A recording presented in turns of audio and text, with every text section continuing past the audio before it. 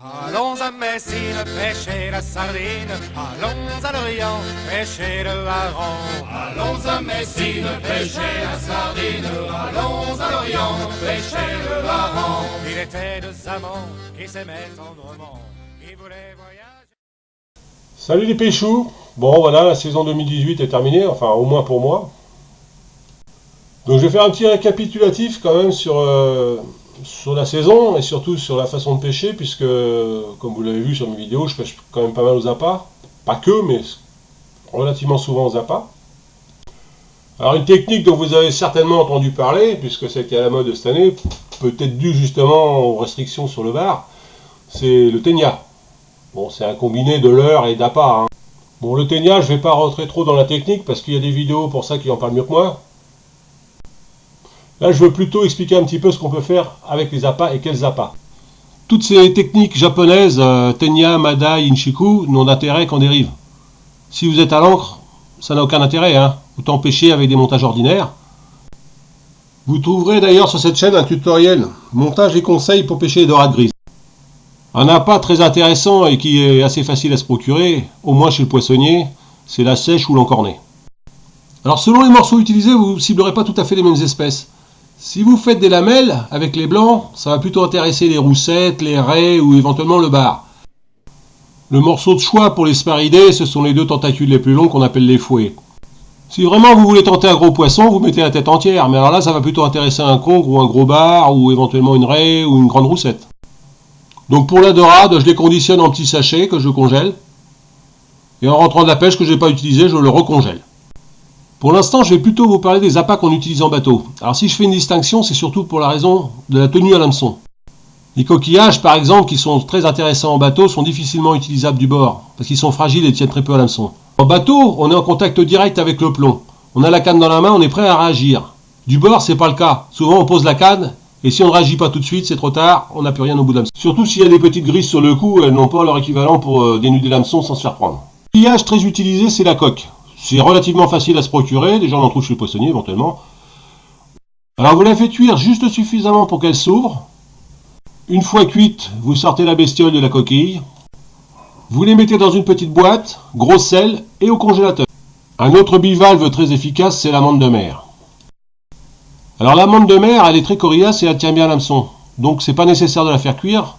Alors je vous recommande plutôt de la mettre au congélateur telle qu'elle, et quand vous la sortirez, elle s'ouvrira. Un coquillage que j'ai essayé cet été avec quelques succès, c'est la crépidule.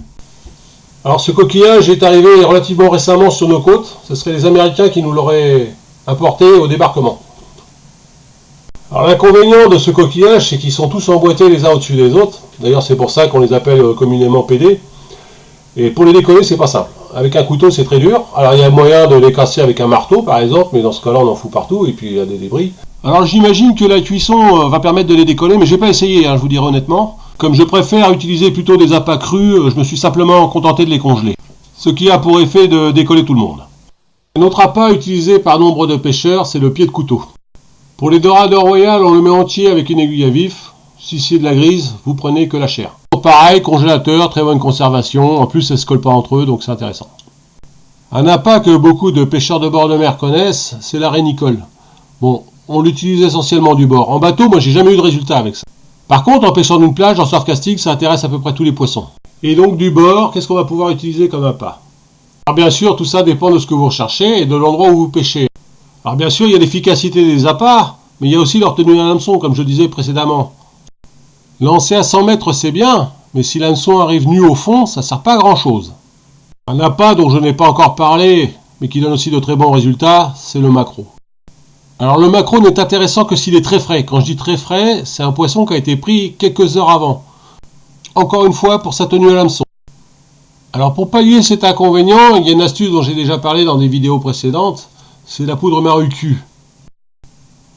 Dire que le morceau de maquereau sera plus appétant pour les poissons, j'en suis pas sûr. Mais une chose est certaine, c'est que ça va nettement améliorer sa fermeté et sa tenue à l'hameçon. Il y a différentes références avec différents parfums, ail, crevettes, algues et encornet. Bon, je sais que celle à l'ail fonctionne très bien. Celle que vous voyez à l'écran est à l'algue. Celle-là, je ne l'ai pas encore essayée. Bien sûr, la liste que je vous ai faite là n'est pas limitée, hein. Il y a d'autres appâts, bien sûr, hein. Moi, c'est ceux que j'utilise principalement, hein. Prochaine vidéo, on essaiera de mieux comprendre comment ça marche les marées et quelles sont les conséquences pour la pêche. Voilà, je vous dis Kenavo et à plus, et n'hésitez pas à vous abonner, hein. Allez, au revoir à tous. When I need motivation, my one solution is my queen, cause she stays strong.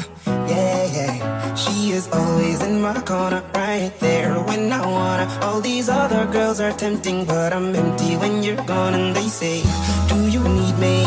Do you think I'm pretend? Do I make you feel like cheating? I'm like, no.